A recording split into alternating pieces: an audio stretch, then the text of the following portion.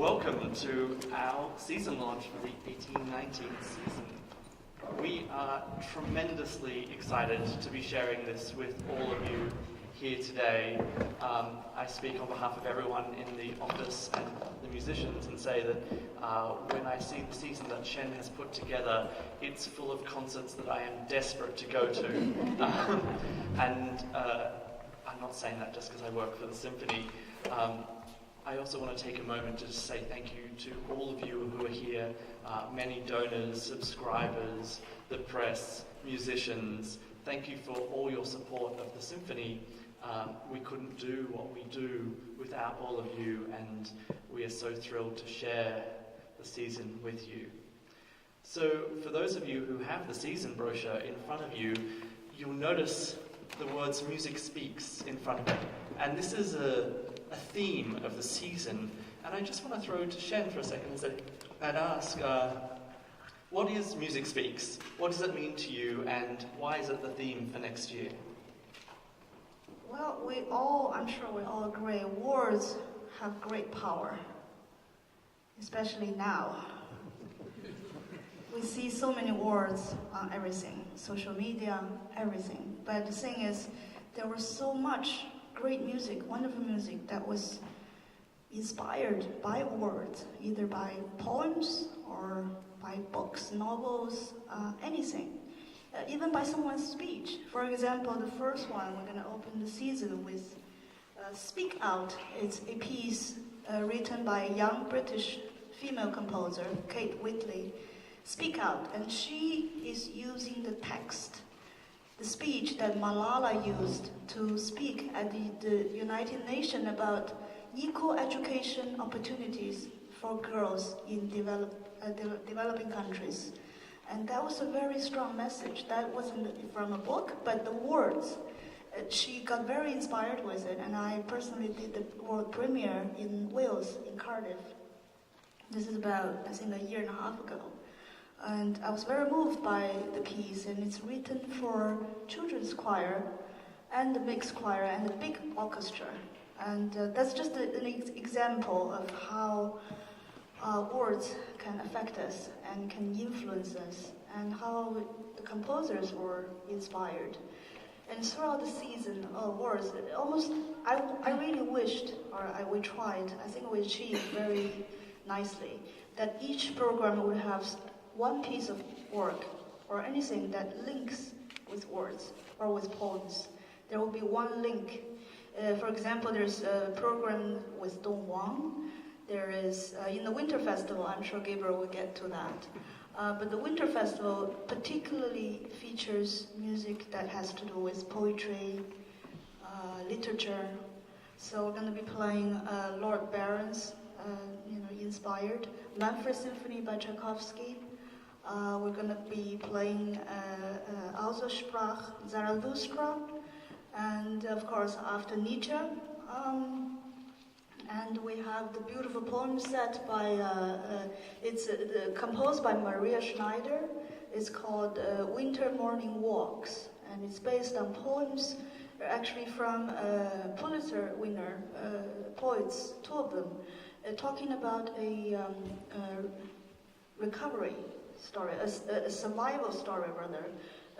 This person who's going through radiation therapy to cure cancer, and his doctor told him that because you're having this therapy, you cannot be exposed to sunshine.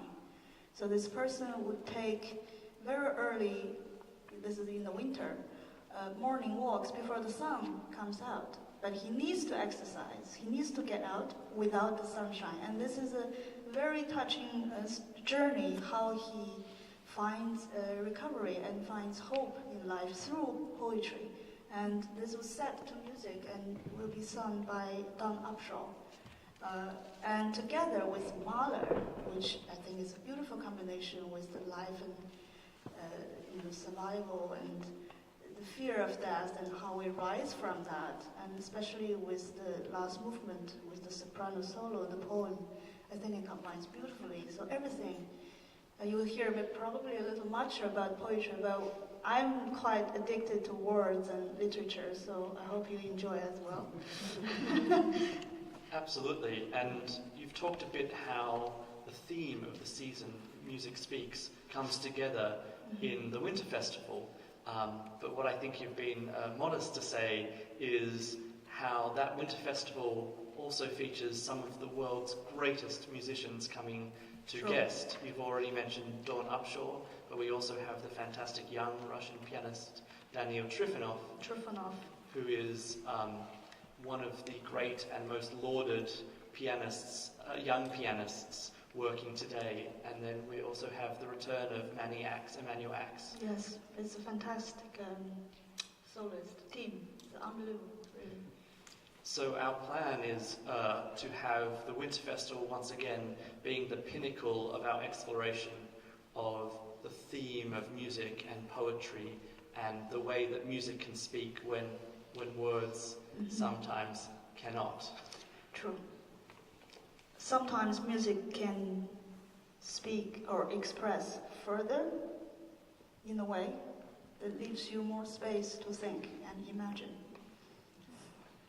Another theme that runs through the season, and it's less explicit, is the New Jersey Symphony Orchestra's commitment to diversity and to bringing our commitment to the state and becoming a more representative organisation of the community of the state and bringing that to the stage. And I wonder if you can share some of our exciting examples. You've already talked about Malala's speech, but there are a number of others, including a new collaboration with Sphinx and a commitment to women composers.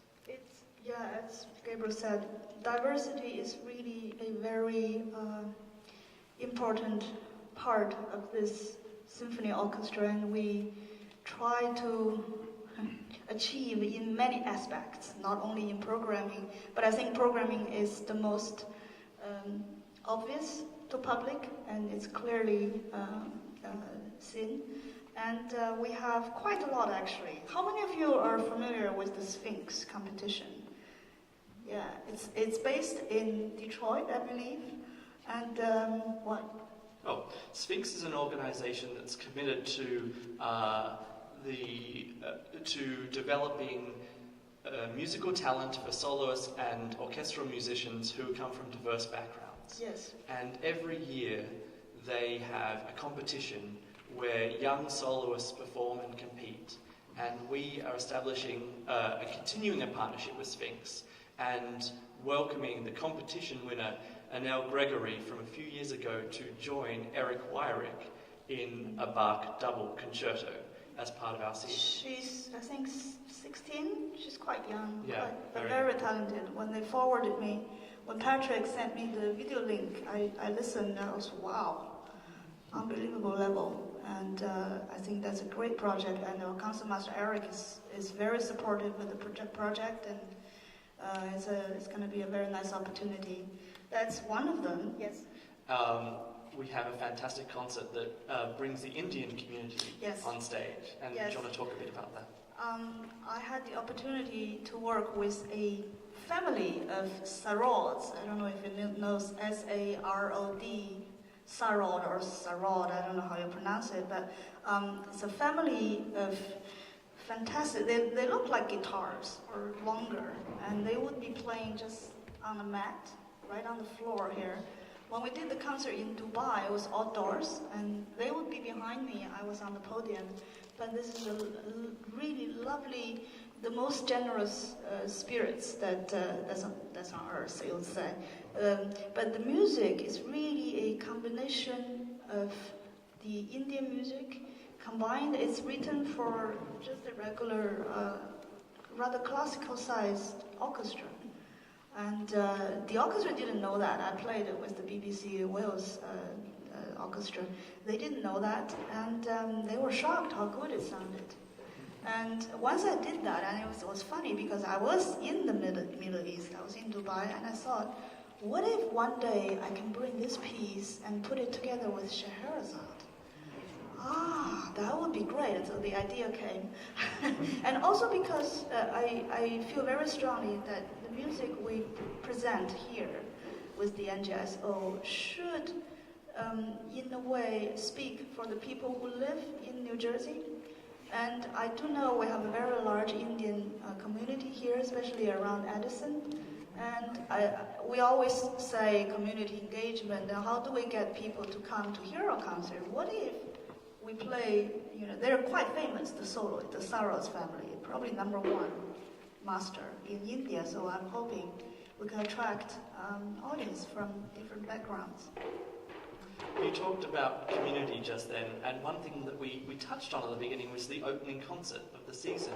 And actually, yes, that's a fantastic way that we are engaging with the community and even inviting the community to perform with us. So do you want to talk a bit about the second piece on that program after Speak Out? In the NJSO, we see ourselves having sort of a home base here at NJPAC and in the surroundings in Newark, and I believe New York has a great choral tradition. There's quite a lot of great choirs around us. So when we were thinking about doing Beethoven 9, I thought, what if we invite community members to sing with us in the chorus? And our wonderful Heather from Montclair State University, she's been preparing for the choir for quite many years. She will be auditioning community members from all over New Jersey. Where's the advertisement? How are we going to put the out? I'm sure you will. Auditions will be happening over summer too. Yes, so we're holding public auditions. Whoever wants to sing with us can come, and she will listen to them, and she will make up a choir. On top of the Montclair State University choir, we're going to have, I think, a very big chorus, around maybe 200 people. Yeah. But it's a wonderful celebration of community. I think at the start of the season, it really shows our commitment. And we also have another one, which is in some ways a little personal. It's the Chinese New Year's concert. Chinese New Year, it will be February in 2019. And I have been doing quite a lot of Chinese New Year concerts all over with LA Phil, or I'm doing very soon with San Francisco Symphony, Atlanta. But this is the first time that I've ever achieved to organize a Chinese New Year concert in New Jersey. So I feel very proud, and I thank the staff for making it happen. So this one, we will also use chorus, but this one will be from the Chinese community, which I know quite a few key figures from local choruses. And they're so happy to come and feel so honored to be singing with the New Jersey Symphony. So very much looking forward to that. So in addition to some of these programmatic themes that we've been developing, the NJSO is committed to new works. And across the season we have a number of premieres, either NJSO premieres or world premieres. We have the US premiere of Speak Out, we've already talked about, from Kate Whitley. We have co-commissioned a new cello concerto from Andrew Norman, who won Composer of the Year from Musical America a few years ago, to be performed by Johannes Moser, and that's a collaboration with San Francisco and Seattle symphonies. We have the NJSO premiere of the Florence Price Piano Concerto. Florence Price was an African-American composer who was largely forgotten because she was a woman, and we wanted to bring that piece to the stage, and we're pairing it with Rhapsody in Blue, featuring Aaron Greer, who is a fantastic Harlem-based pianist who will not only perform the concerto, but do his own jazz improvisations through the piano-only moments of that piece. So that's going to be a truly tremendous concert. Yes, we're actually going to present quite a few pieces that are written by female composers. Kate Whitley, which I mentioned, the first composer, she's really, really young. She's now in her maybe late 20s. Very young girl, very promising, very ambitious. She actually is the artistic director of an orchestra. That orchestra plays in a car park in London. And she has particular interest in working with children, children's choir, children's orchestra, engaging community. So she's getting a lot of attention in the UK. And another one Gabriel just mentioned is Florence Price. I mean, even being American in New Jersey. Probably not many of you have ever heard of her. Her music sounds more like Gershwin in a sort of a little bit more classical style, but the language is just totally beautiful. I think she really deserves to be heard more often, which is one of the reasons. And then we have Maria Schneider, of course, the Winter Morning Walks. Did I forget anybody? I think I did it all. You've got them all. Good.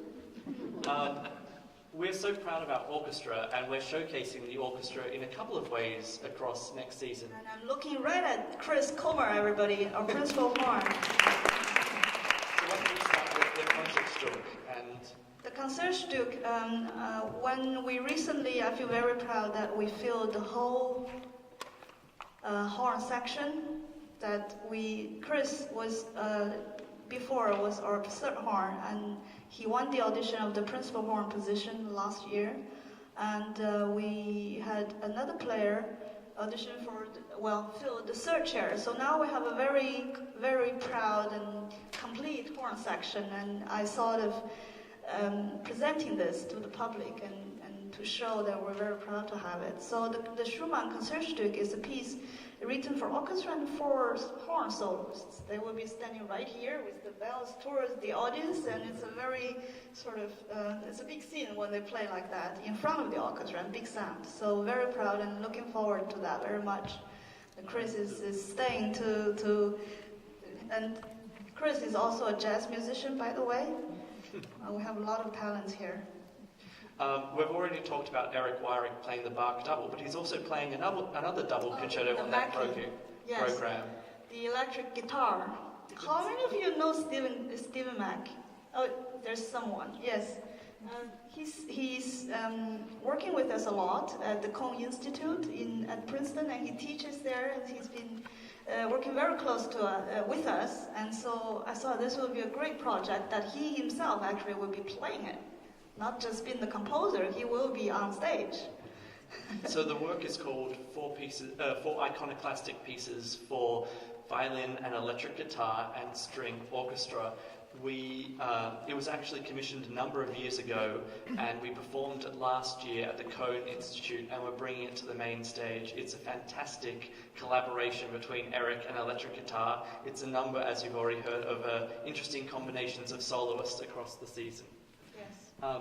And then the fitting way to end the season for us was to, again, showcase the orchestra. And it's historically regular to have a large soloist on the last program, but actually Xian was quite passionate about the orchestra being the soloist. So usually you see a soloist like today, there's a violinist. And then we thought, what if we use the entire orchestra and showcase that as a soloist? So that came the idea of the Romeo and Juliet, which really, gives the orchestra a chance to shine, really. And then, of course, the Rachmaninoff Second Symphony. It's one of my favorite as well. And I think the public will love very Russian and very romantic music to end the season. Speaking of things that the public will love, across on our Pops series, we are actually exploring the work of someone who has a link to this afternoon's rehearsal. So Korngold, for many of you will know, was a film composer, and the person that comes after him in terms of legacy, many people say, is John Williams, and we're very pleased to be presenting Star Wars A New Hope and Star Wars The Empire Strikes Back across our season next year, as well as Disney's Mary Poppins. And that's just one of the ways that we are trying to engage with a wider community across New Jersey, because we recognize that the symphony needs to be for everyone, and we want to provide an opportunity for people of all ages to be inspired by the power of symphonic live music. In addition to our main stage work, we're also heavily involved in the Newark region. We continue our commitment to our education programs, and next year we're starting a project called Brick City Sounds, which will engage community members beyond the main stage. We have all sorts of chamber music programs that will be going outside the community. We are working with community leaders to bring local Newarkers into the concert hall. And in addition to the the Newark Voices Choir that we'll be creating for Beethoven 9. We're looking for ways, and we're committed to providing access to Newarkers who are coming here to the city. There will be a new residential building across the road. There's new residential buildings going up in Newark all the time, which is fantastic for the city. And the orchestra is committed to working with them and collaborating with the community to provide a way for them to come and hear the symphony. I hope you're as excited by the season as I am. Before we enjoy a cup of coffee and some snacks in the Jacques Lounge, I will just throw to Xian one last time to say, do you want to give us your final thoughts about the season? What's the concert that you're most excited about? And what do you see as beyond Music Speaks, what do you see as the overall message of next year's season? I think it's really community coming together. That's actually the title I gave to the Chinese New Year concert. But really is to come together. And when you come to, and everybody comes to a concert here, it's just a moment to come together and celebrate the music we love. My favorite concert probably would be the very last one of the season. I love Romeo and Juliet. Of course, I had the honor to conduct the whole ballet, and I feel very personal about that music. And for that reason, I think it's the very last one. But I hope to see you more often. I hope in all of them.